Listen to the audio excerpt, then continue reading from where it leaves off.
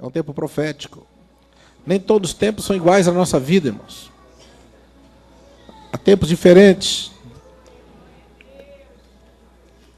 Por exemplo, uma mulher, ela passa anos numa condição, mas quando ela engravida, ela experimenta um tempo diferente.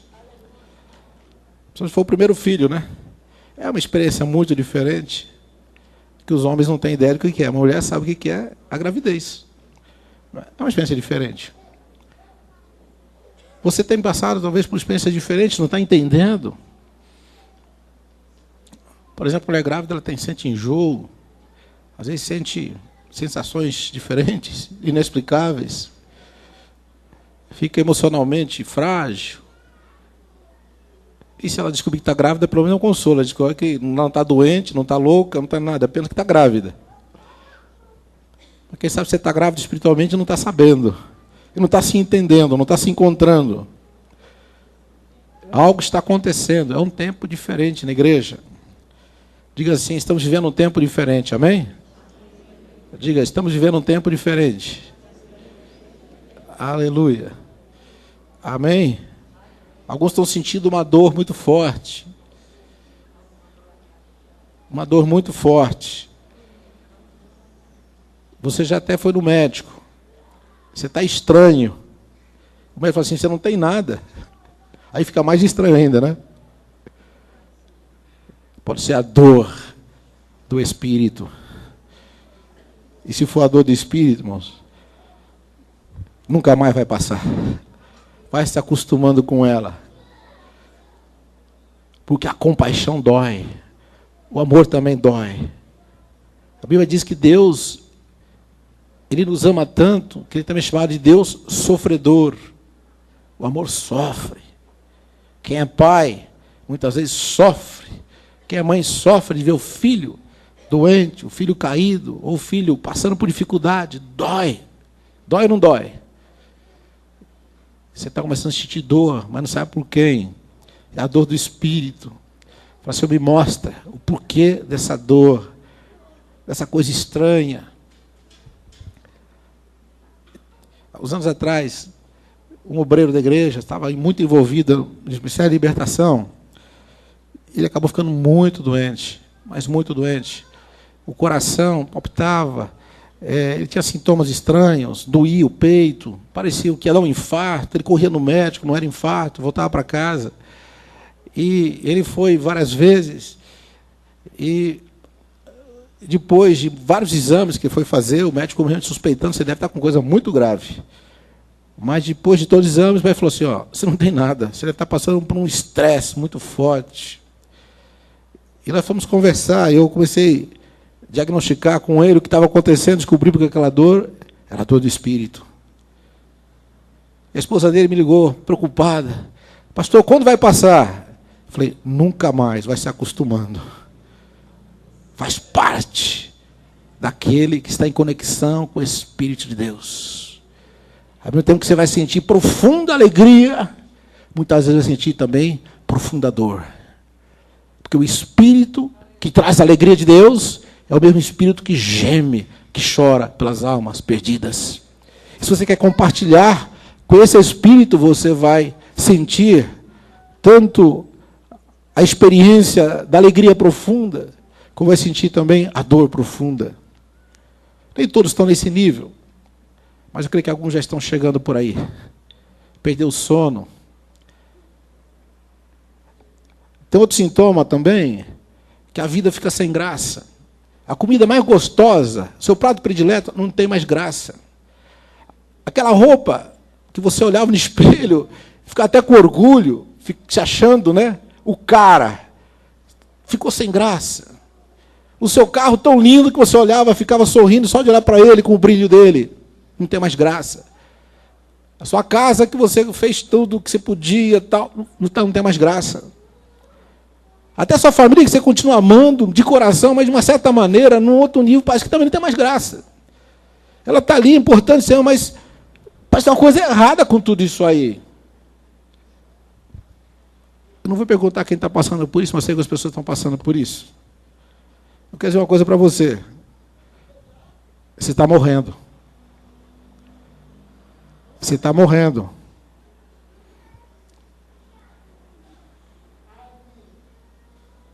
Isso não vai mais parar até você morrer completamente. E nada mais terá graça a não ser a presença de Deus. Você usar as coisas da vida, mas já não vai mais passar pela vida como alguém que ama a vida. Apenas alguém que está aqui passando, mas não está mais curtindo, não está mais se deliciando, porque tem algo tão grande, tão sublime, tão sublime, tão maravilhoso, tão especial, que qualquer coisa que lhe oferecerem, pode ser $1 bilhão, não terá mais graça. Pode ser 1 trilhão, pode ser o que for. Você pode até aceitar, pode até usar, mas não terá mais graça. Somente a graça de Deus terá graça. É quando você fala, morri, estou crucificado para o mundo, e o mundo crucificado para mim. E quem está crucificado, irmãos, não sente mais nada. O mundo não interessa mais. Aí você vê aquela notícia da Mega Sena, não te atrai mais.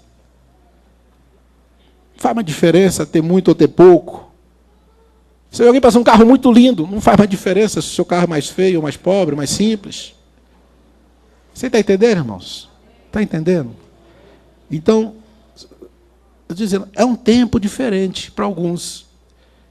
Aí você precisa até ouvir isso para ficar consolado. Porque o processo de morte já começou. E o Espírito de Deus, que mortifica nossos corpos mortais para todo o pecado, ele vai continuar esse processo. Amém? Amém, queridos? Esse processo não para mais. Amém, queridos? Aleluia! Glória a Deus. Levante a sua mão agora. Fala assim, Espírito Santo, me ajuda a entender a fase que eu estou passando. Aleluia, Senhor. Espírito Santo, me ajuda a entender essas coisas estranhas, sensações estranhas. Me ajuda a entender, Senhor, porque algumas coisas daqui não tem mais graça. Ó Espírito Santo, vem Espírito Santo, vem, revela-me. Amém? Amém? Você pode aplaudir o Senhor? Aleluia! Glória a Deus! Amém, Senhor! Amém, Senhor! Glória a Jesus! Aleluia! Amém! Graças a Deus. Fique ligado na palavra. Tem muita interferência hoje, né? Mas fique ligado na palavra de Deus. Amém? Amém. Aleluia! Amém! Graças a Deus. Irmãos, nos esportes, normalmente, os técnicos colocam táticas, né? No futebol tem o 4-2-4, 4-2-3-3, né? 4-4-2. Os irmãozinhos que estão sempre ligados aí, né, no Globo Esporte, outras coisas, sabem o que é isso, né? Dizem que a tática mais agressiva do futebol é o 2-3-5. Né? Eu não entendo muito, mas o pastor daí está me explicando agora rapidinho, ele entende essas coisas aqui, porque ele é professor, né? Mas no handebol é o 6-0, no voleibol é 3-3, basquete é 2-1-2, futsal 1-2-1. Olha, um monte de coisas aqui que só para quem é do ramo, né? Para saber quem é da área esportiva. Mas tem que ter estratégia para vencer, irmãos. Se um time entra em campo sem estratégia, não vence. Não é verdade? Um exército também tem estratégia para vencer. É necessário estratégia, irmãos. A pergunta é, qual a estratégia? Qual a sua estratégia? Qual a estratégia de Deus para o crescimento da igreja nesse momento, do qual você faz parte? Qual a estratégia? Qual a estratégia? Eu queria dizer para você que a estratégia que está assim, brotando no meu coração já faz tempo, eu tenho passado isso em outras maneiras, em outras formas, né? E eu tenho procurado passar para os irmãos, mas vou colocar isso agora com outras palavras. Está em Mateus capítulo 25, e versículo 15, que é a estratégia 5-2-1. Eu creio que essa é a estratégia que Deus quer dar para a nossa igreja. A estratégia 5-2-1 envolve todas as pessoas. Põe todo mundo para produzir, para trabalhar.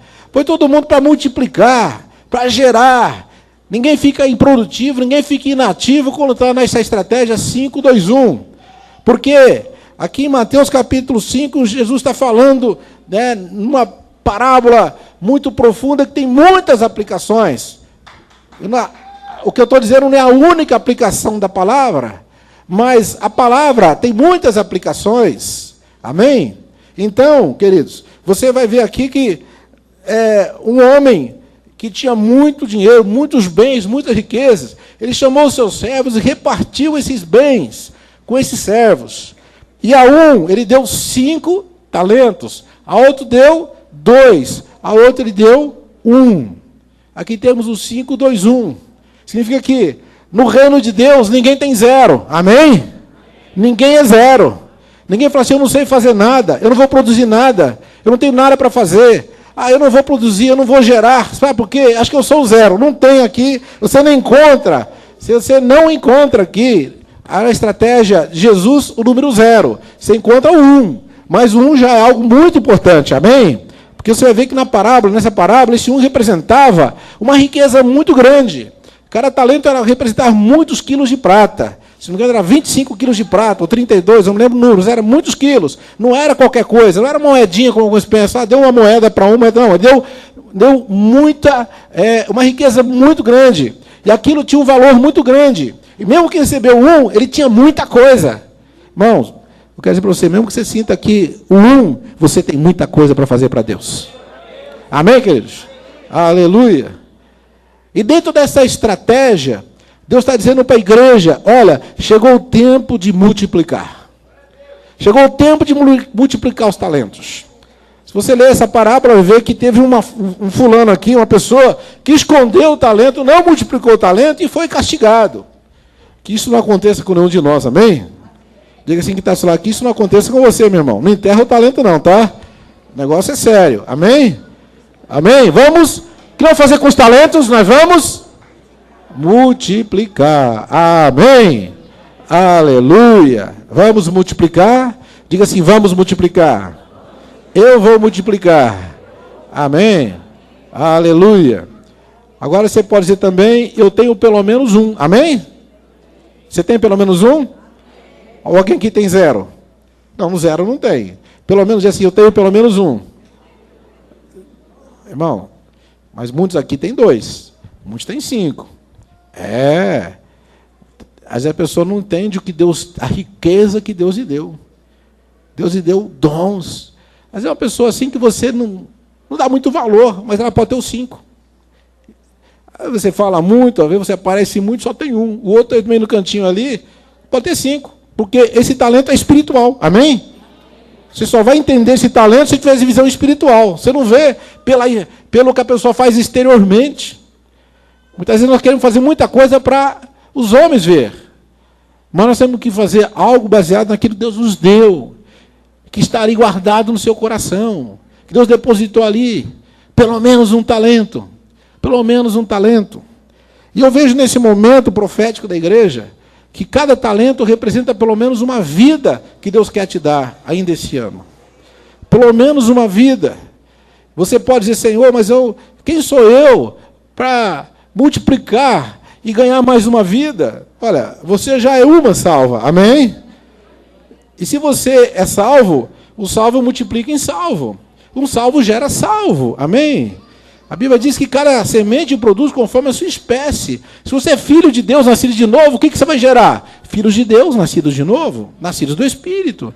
Se você ama a Deus, você vai gerar pessoas que amam a Deus. Então, mesmo você tem uma riqueza, mesmo você sendo apenas, o seu talento representa apenas você, Deus quer que você multiplique, porque quando você multiplicar esse talento, não será mais você, será você e aquele multiplicado, uma vida nova, alguém salvo para o reino de Deus. Amém? Essa é a estratégia 5, 2, 1. Alguns têm 2 talentos. Já é muito especial. Mas tem 5. Eu creio que muita gente tem 5 e não sabe que tem 5. Quem sabe você está se subestimando. Mas quem sou eu para multiplicar mais 5? Quem sou eu? Não sei nem falar. Irmão, abre a tua boca que o Senhor vai te usar. Amém? Estenda a tua mão que Ele vai te usar para curar. Porque Ele te deu talento, sim. E Ele te encheu do Espírito Santo, sim. Aleluia. Nós estamos falando de uma igreja produtiva. Nós estamos falando de uma igreja que reproduz. Uma igreja que não fica só, sabe, assim, passiva, né? Esperando as coisas acontecer. Uma igreja que faz a história. Amém? Aleluia. Uma igreja que cumpre o ide de Jesus. Ele falou, ide fazei o quê? Discípulos. Discípulos, fazer discípulos, você tem que gerar vidas. Você tem que multiplicar o talento. Você não pode fazer discípulos se você não multiplicar o seu talento. Você fazer discípulo que alguém que não era discípulo se tornou discípulo, não é verdade? Você não pode fazer discípulo daquele que já é discípulo, você não está fazendo. Mas quando você pega o que não é discípulo e o torna discípulo, você fez um discípulo, você multiplicou o talento. Nós vemos uma igreja acomodada, e é isso que o Espírito Santo quer mudar a nossa visão, tirar-nos do comodismo, ao ponto da gente realmente, assim, lá no fundo do coração, desejar multiplicar o talento. Eu vejo em Gênesis 30, versículo 1, uma figura da igreja desesperada para multiplicar o talento. Em Gênesis capítulo 30, no primeiro versículo, fala de Raquel, esposa de Jacó. E ela era estéril. E a mulher estéril, naquele tempo, era muito humilhada. Era como se fosse até amaldiçoada. A mulher não podia ser estéril. Ela era uma mulher desprezada de seu marido. Ela era desprezada pelas outras pessoas. Ela mesmo se sentia um lixo, sentia um nada. E ela, vivendo com Jacó, mesmo sendo muito amada, sendo preferida de Jacó, a mulher preferia Jacó, mas ela não tinha filhos. E ela foi se desesperando, porque ela precisava multiplicar o seu talento, mas seu talento era estéril. Seu talento não tinha fertilidade. Seu talento não multiplicava. E ela entrou em desespero. E quando, vendo Raquel, que não dava filhos a Jacó, teve inveja da sua irmã, que era a Lia, né? Que tinha gerado filhos, e disse a Jacó, dá-me filhos, senão eu morro. Eu quero multiplicar, senão eu morro. Não vale a pena viver só eu. Eu tenho que multiplicar. Irmãos, o Espírito Santo quer levar você a fazer esse clamor. Ó Deus, dá-me filhos, senão eu morro. A vida não tem graça se eu continuar sem multiplicar meu talento. Senhor, pelo menos um. Pelo menos um. Senhor, mas pelo menos um, Senhor. Interessante que a Raquel coloca no plural, dá-me filhos, não pediu filho, né? Filhos. Ela já pensava que ela não era de um talento, para um de dois, ou quem sabe de 5. De fato, ela teve 2, né? Teve o José, depois teve o Benjamim. Mas a mulher queria filhos. E ela começou a clamar por filhos. Ela queria multiplicar aquele talento. A pergunta é, você tem clamado por isso? Esta é a sua oração? Esta é a sua oração? Você tem orado por isso, Senhor? Dá-me filhos. Senhor, dá-me discípulos.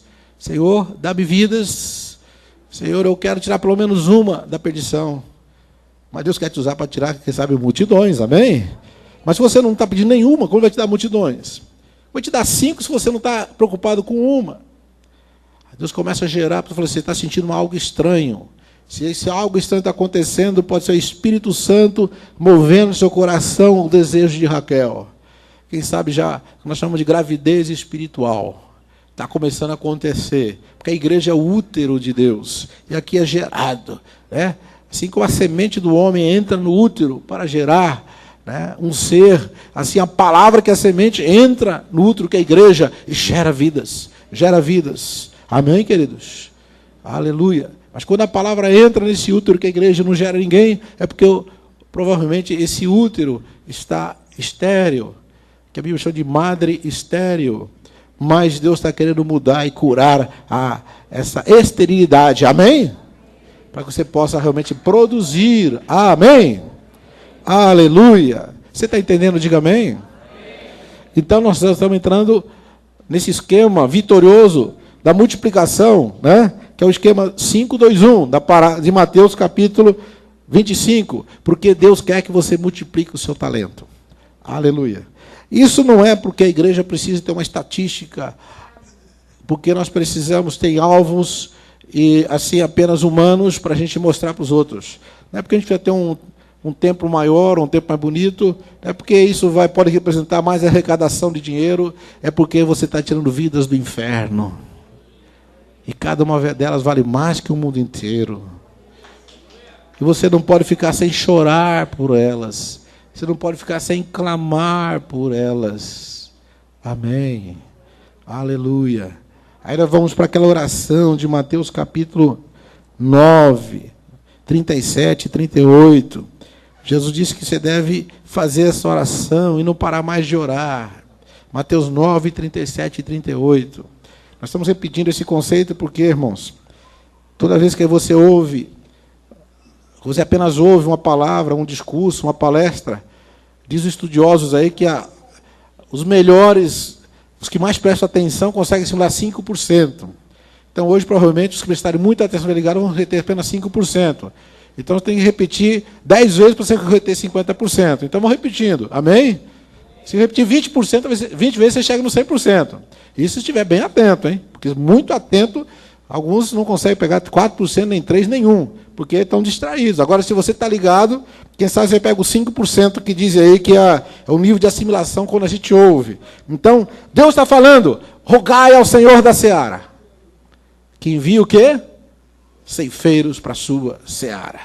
Aleluia. Porque a seara é muito grande, mas poucos os ceifeiros. A seara é grande, é grande.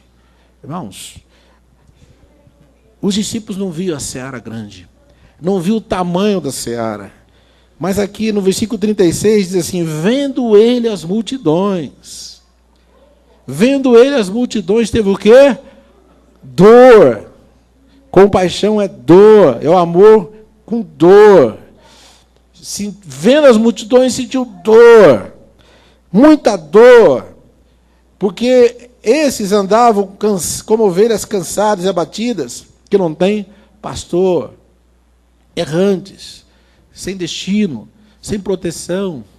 E Jesus viu o povo assim, e falou, esta é a seara. A seara são multidões. A palavra seara se refere, lógico, a um campo, né, onde uma plantação que está pronta para a colheita. Ali é a seara, onde precisa dos ceifeiros, que são os que vão colher. Mas aqui Jesus está falando de uma seara que são pessoas vendo as multidões. Será que você está vendo as multidões? Será que você está vendo as multidões?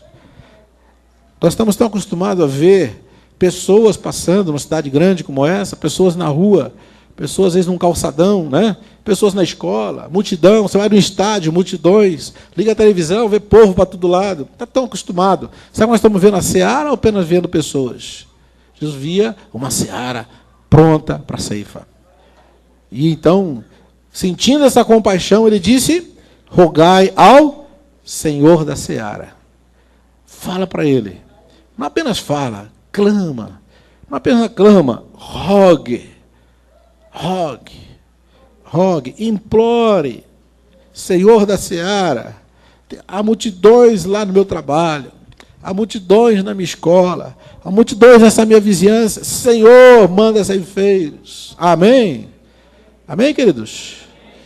Manda ceifeiros. E Deus vai mandar. Deus vai levantar. Um dos ceifeiros que Deus vai levantar é você mesmo. Amém? Aleluia.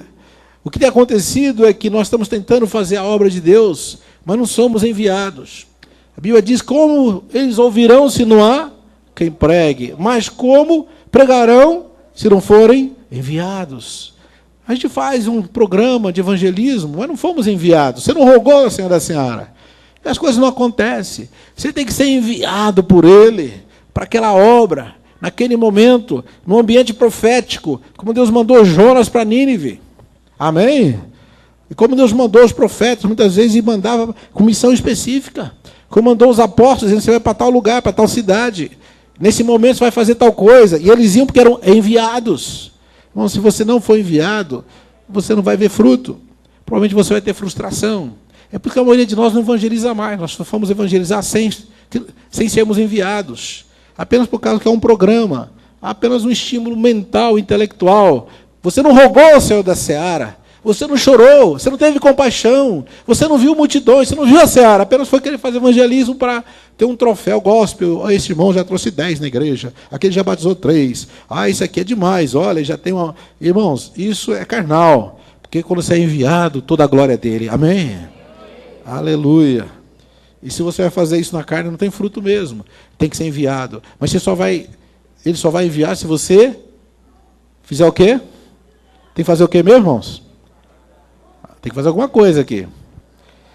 Ó, faça alguma coisa importante que o Senhor da Seara vai enviar ceifeiros.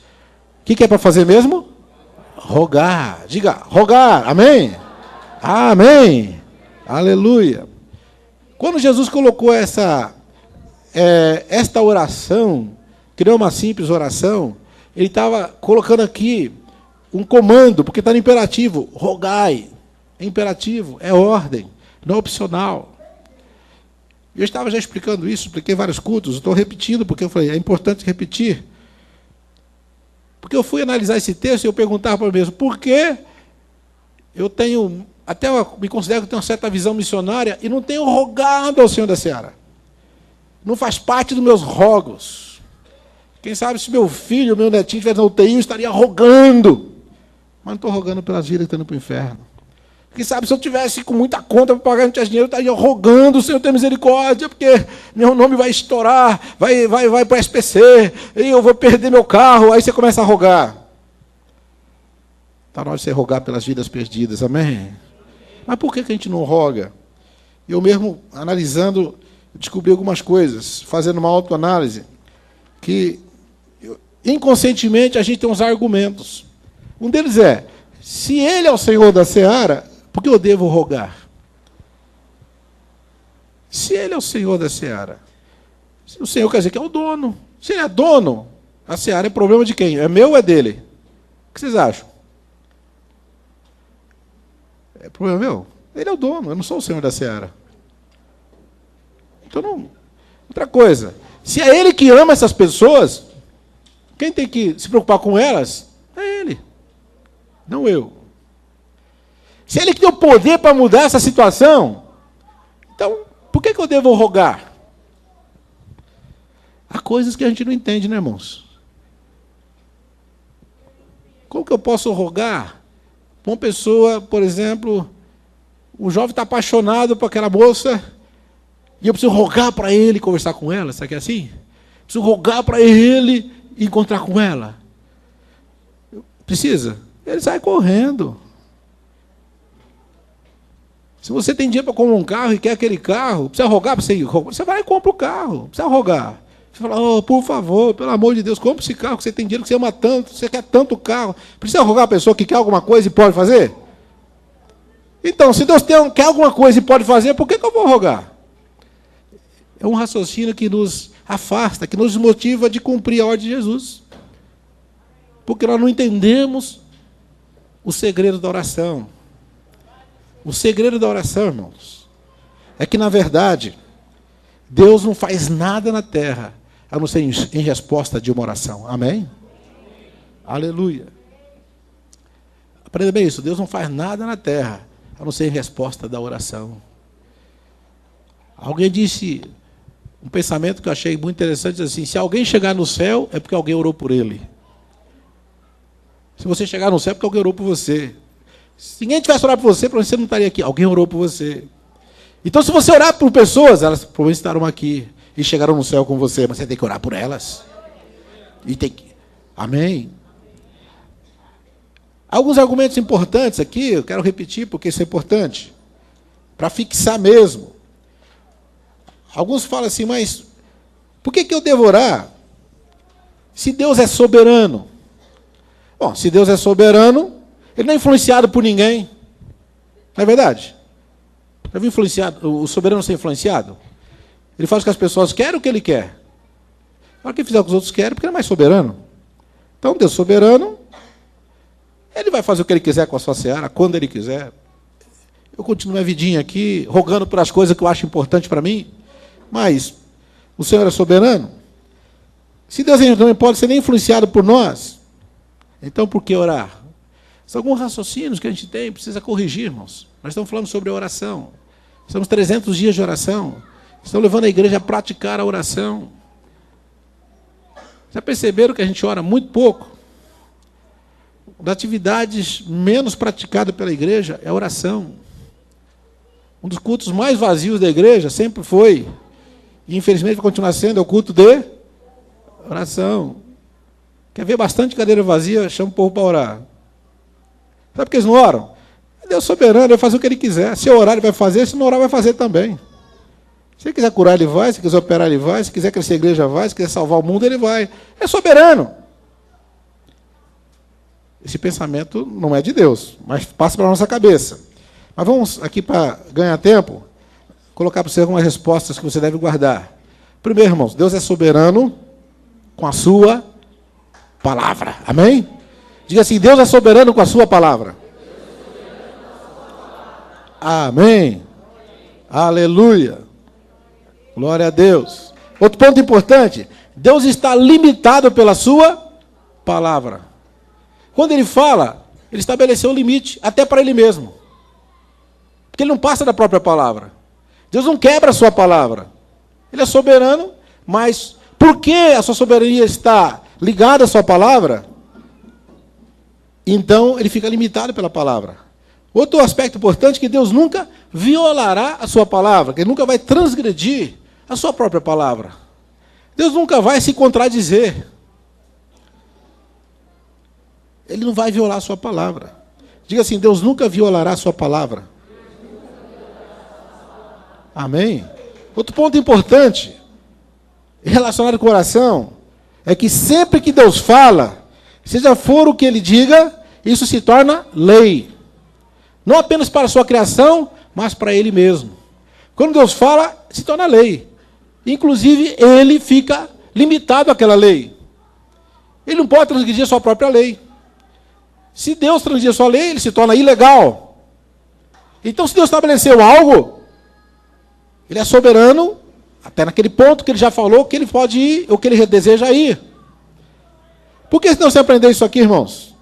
Porque a oração, ela nasceu, na verdade, em Gênesis 1, 26.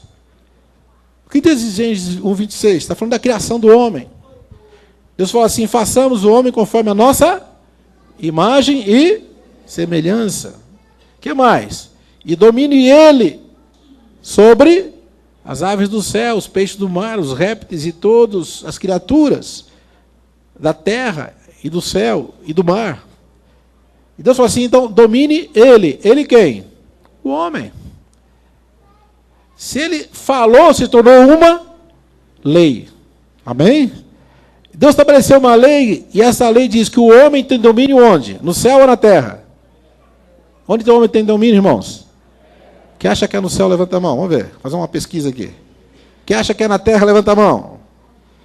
Quem não está prestando atenção, levanta a mão. Os irmãos que estão prestando atenção vão ficar com vergonha agora, né? Tá bom, não levanta a mão não, porque fica chato. Mas presta atenção. Deus deu domínio para o homem onde? No céu ou na terra? Na terra. Domine ele.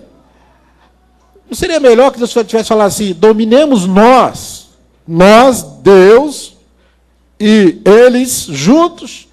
Porque Deus podia interferir na terra a hora que quisesse. Mas Deus disse, domine ele, quer dizer, eu e você. Outras palavras, quer dizer o seguinte, se Deus entrar na terra sem a sua ordem, é ilegal. Porque a sua palavra se tornou lei. Só tem um jeito dele vir fazer o que ele quer fazer na sua soberania. É você orando. É você rogando. É você pedindo. É você autorizando, porque ele quer agir na terra. Amém, queridos? Está entendendo por que orar? Aleluia. Quando você ora, você está liberando Deus cumprir os seus propósitos. Ezequiel, capítulo 37, tem aquela visão, na 36. Ezequiel, você está vendo aí? Estou vendo um vale de ossos secos. E o que você acha? Ezequiel, ele fala, filho do homem. Por que filho do homem?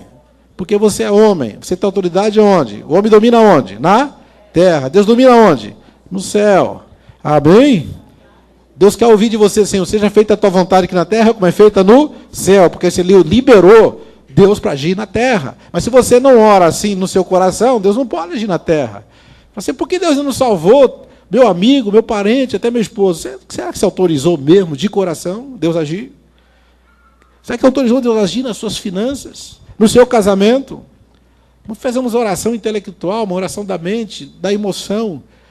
A Bíblia diz que Deus conhece a verdade no íntimo. Você tem que saber que você é que tem a chave. Nós temos a chave na terra. Há um salmo que diz assim, que os céus são do Senhor, mas a terra Ele deu aos filhos dos homens. Aleluia. O Todo-Poderoso estabeleceu uma lei. Quem manda aqui são vocês. Amém?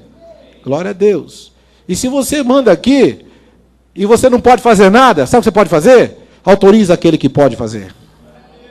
Autoriza, porque ele vem e faz. Glória a Deus. Amém, queridos? Se você levar o seu filho no médico, e o médico quer perguntar a você, você autoriza a operar o seu filho? Você fala, não, doutor, não autorizo não. Provavelmente ele não vai operar. O filho é seu, é assim? O filho é dele, é seu. Não, não autorizo não, doutor, eu vou levar para casa agora. Ele vai falar, não, se não temos responsabilidade, leva. Não é assim que ele vai falar? Você é seu, filho. Se ele morrer no caminho, acontecer uma coisa, eu como médico estou isento. É o que acontece com Deus. Ele só pode agir e curar se você falar, doutor Jesus, opera na minha vida. Opera no meu filho. Faz a cirurgia. Amém? Muda isso aqui, muda aquilo ali. Porque você autoriza. Se nós entendemos isso, nós vamos orar diferente. Porque vamos entender que a nossa oração realmente faz efeito no céu e na terra. Amém? A sua oração muda a história no céu. Porque Deus passa a agir na terra a partir da sua oração. Quando Jesus chegou na frente do túmulo de Lázaro, presta atenção, você lembra do texto? João capítulo 11. Ele chegou na frente do túmulo de Lázaro, ele não foi orar para o Lázaro ressuscitar. O que ele falou? Pai, eu te agradeço porque me ouviste. Tipo assim, eu pedi para o Senhor ressuscitar o Lázaro. Eu te agradeço que o Senhor liberou a vida para o Lázaro. Porque eu pedi. Jesus estava falando como homem. E o homem podia pedir a vida para o Lázaro. Se Jesus não pedisse, o Lázaro ia ficar morto. Mas ele falou, pai, eu te agradeço porque me ouvistes. Eu pedi e o Senhor vai fazer. Amém? Por que Jesus pediu ao Pai para ressuscitar Lázaro? Você sabe? Sabe por quê, irmãos? Ele tinha plena comunhão com o Pai e sabia que naquele caso, não dos outros defuntos que estavam ali, mas naquele caso, Deus queria trazer a vida. Só que Deus não podia fazer nada enquanto um homem, na condição de homem, chamado Jesus, não autorizasse. Pai, obrigado porque o Senhor me ouviu. Aquilo que o Senhor quer fazer pode ser feito agora. Porque eu pedi, o Senhor me ouviu e o Lázaro vai ressuscitar. Lázaro, vem para fora. Amém? Amém, queridos? Mas voltando à visão de Ezequiel. Filho do homem, pode esses ossos viver? Senhor, tu sabes. Senhor, tu sabes. Ele não tinha uma profunda experiência com esse negócio de ver ossos se juntando. Mas o Senhor sabe, eu já não sei. Ele falou assim, é possível, Ezequiel, é possível. Você como filho do homem, se você profetizar para o Espírito vir dos 4 ventos, e o Espírito vai começar a agir sobre esses ossos. Aí ele dizia assim, dize, filho do homem, venha ao Espírito dos 4 ventos, para que esses ossos vivam. Ele autorizou o Espírito Santo a agir. Você fala, mas isso pode ser heresia? Quem sou eu para autorizar o Espírito Santo a agir? Eu sou um grãozinho de areia, não sou nem um grão de areia, quem sou eu? Mas Deus disse, e Ele disse, é lei. Ele disse assim, eu preciso que você autorize para agir na terra. Irmãos, a igreja não ora porque não sabe o porquê da oração. Oramos só nos casos de necessidades. Nós oramos, as nossas orações são movidas por necessidades. Deus quer que você ore movido pela ação que Deus quer fazer na terra. Amém. Aleluia. Glória a Deus. Pessoas estavam orando há uns anos atrás no muro de Berlim. E punham a mão ali. E começaram a autorizar a Deus a derrubar aquele muro. E o muro caiu. Amém? Pessoas oravam. Cristãos oravam. Não foi por acaso não, foi resposta de oração. Foi resposta de oração. Amém? Alguns oraram para cair a cortina de ferro. Caiu. Lembra do comunismo? Alguns que não são jovens não sabem disso. A tal do cortina de ferro caiu porque cristãos oravam. E continue orando, porque Deus quer fazer coisas grandes na terra. Clama a mim, responder-te-ei, anunciar-te-ei coisas grandes. Orar para suas necessidades, irmão, desculpa, são coisas pequenas. São até importantes, mas são pequenas. As coisas pequenas são importantes. Mas Deus quer fazer coisas grandes. Ele só vai fazer quando você clamar. Eu sou para Moisés. Moisés, Ó, desce lá no Egito, que ele estava em Midian. Desce lá, porque o meu povo está sofrendo, foi isso? Sofrendo fazia tempo. Ele falou assim, vai lá, porque eu ouvi o clamor do meu povo. Tem gente sofrendo, mas não clama, vai continuar sofrendo. Deus não é movido por sofrimento nem por necessidade. Deus é movido pelo clamor do seu povo. Aquele povo estava ali muitos anos, até que um dia resolveram clamar. E quando clamaram, Deus falou, Moisés, pode libertar agora. Chegou o tempo de libertação. Eu ouvi o clamor do meu povo.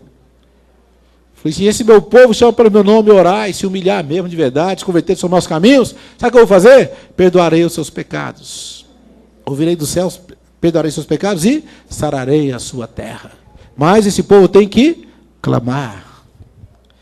O que você está fazendo, irmão, que Jesus está clamando? Comece a clamar. Rogue ao Senhor da seara.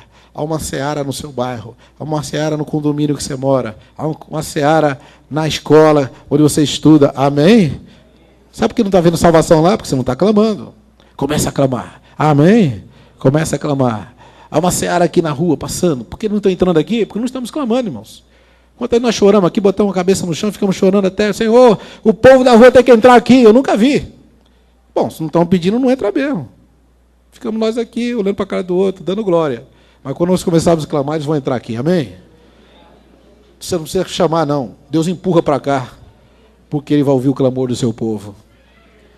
Nós precisamos entender que Deus é soberano, mas Ele tem compromisso com a sua palavra. E na sua palavra diz, rogai ao Senhor da seara. Clama a mim e responder-te-ei. Amém? Aleluia. Isso está na sua palavra. Ele ficou limitado pela sua palavra. Ele não pode violar a sua palavra. E na sua palavra diz assim, eu preciso que você clame. Eu preciso que você clame. Quando você ora, irmãos, é como se você estivesse dando autorização, como se fosse uma procuração para Deus agir na sua vida. A partir daí Ele pode agir. Depende, a procuração tem seus termos, tem suas limitações, né? Quem sabe você vai dar uma procuração com amplos poderes, né? Plenos poderes para Deus, age em toda a minha vida. Se der só um pouquinho, ele vai agir um pouquinho, mas se você der tudo, Ele vai fazer tudo. Amém? Quem está entendendo, diga amém. Quem vai orar mais a partir de agora, diga amém. Para Deus poder cumprir seus propósitos soberanos na sua vida. A propósitos são soberanos, não estão acontecendo na terra porque nós não estamos orando. Mas comece a orar. Comece a orar. Comece a orar. Não, a igreja não pode ser passiva, ela tem que ser ativa.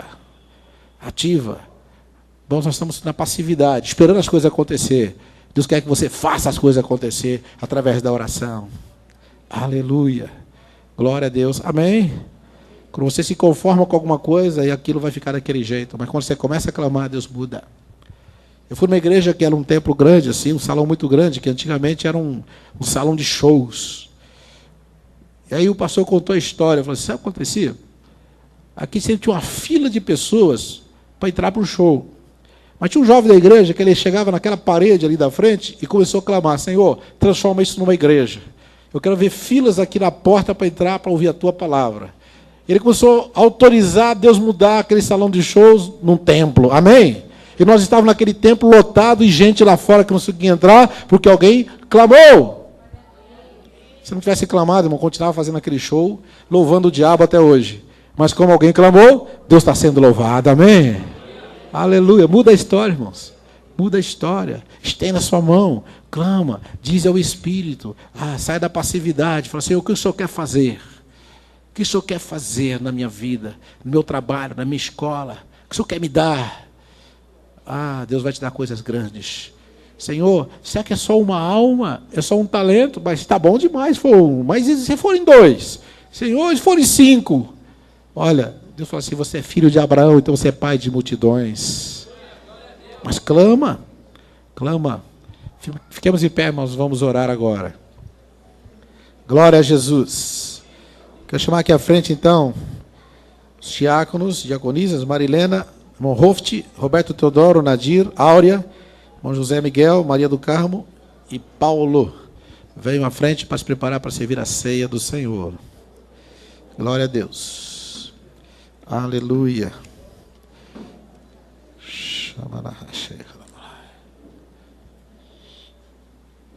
Um dos itens dos 300 dias de oração que está no roteiro é baseado, tem como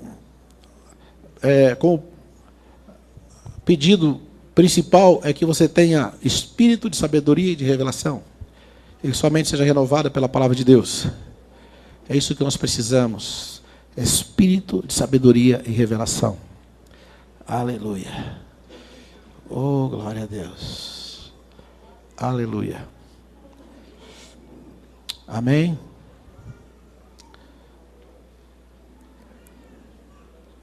Eu estou fazendo uma oração que eu nunca fiz por mim nem por vocês.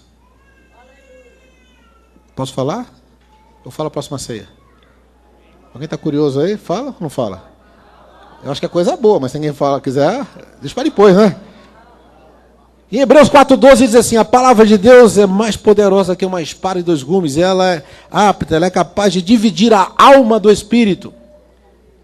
Sabe o que eu estou orando? Não orei antes, hein? Senhor, divide a nossa alma do espírito. Tem muita gente agindo na alma e já não sabe o que é alma e o que é espírito. Misturou tudo. Você pensa que a coisa de Deus é da alma. A alma está ligada com as suas emoções, com seus sentimentos. Você já não sabe discernir a voz do Espírito Santo que misturou com outras vozes. A palavra de Deus vai entrar lá para dividir a alma do espírito. Amém? Essa é uma oração. Aleluia. E vai começar a acontecer. Muita gente vai começar a saber o que é alma, o que é espírito. Assim, aquela coisa que eu falei, era a minha alma falando, era só sentimento, era só razão. Aquela outra coisa não, era o espírito. Davi sabia isso. Há um texto que Davi fala assim: o Espírito de Deus fala por mim. Ele sabia o que era alma, o que era espírito. Amém? Quem quer ter o discernimento e a divisão clara de alma e de espírito, diga amém. Amém. Comece a orar Hebreus 4,12. Está à sua disposição essa oração. Chega de agir pela alma, né, irmãos? Você vai na emoção. Eu acho que é de Deus. Acho que vai ser bênção. Vai ser um ótimo negócio. Esse negócio aqui vai dar certo. Aí dá tudo errado. Dá até testemunho, irmãos. Deus abriu uma grande porta. Agora eu tenho um negócio, irmãos. Esse é o negócio da China. Olha, irmãos, e conta. Aí dá tudo errado. Era tudo alma. Mas quando for do Espírito vai dar certo. Porque Deus não falha. Deus não mente. Fala assim: o Espírito do Senhor fala por mim. E Ele me guia, Ele me dirige. E Romanos 8 diz assim: todo aquele que é guiado pelo Espírito de Deus, esse é filho de Deus. Estão entendendo, irmãos? Glória a Deus. Levante a sua mão agora. A ceia do Senhor é uma celebração, amém? Comemoração, um memorial. Aquela pessoa que você sempre lembra do aniversário dela, não é assim? Você sempre lembra que Jesus morreu por você. E que na sua morte você recebeu vida. E com o seu sangue derramado você foi purificado. E o sangue da nova aliança te fez filho de Deus para sempre. Levante a sua mão e agradeça pela ceia do Senhor nessa noite. Senhor, obrigado, porque eu posso participar do pão. Eu sei o que representa o pão. Amém? O pão aqui é apenas um objeto físico, mas espiritualmente é um alimento do corpo de Cristo. Eu alimento, eu bebo do sangue de Cristo. E Jesus falou: aquele que não comer da minha carne, não beber do meu sangue, não tem parte comigo. Diz assim: você tem que participar dele pela fé. É da vida dele, é dele. Amém? Aleluia, é dele. Não coma pãozinho nessa noite, coma a carne de Jesus. Não que o pão vai se transformar em carne. Você, pela fé, você vai chegar lá. Você vai ultrapassar o limite da razão, da emoção. Na noção humana, você vai entrar no reino espiritual. Você: estou me alimentando de Jesus, porque Ele é a minha vida. Aleluia. Jesus ressuscitou, irmão. Está à sua disposição. Se alimente dele nessa noite. Glória a Deus, glória a Deus. Aleluia. Vamos consagrar os elementos assim, Senhor. Aleluia. Vamos consagrar.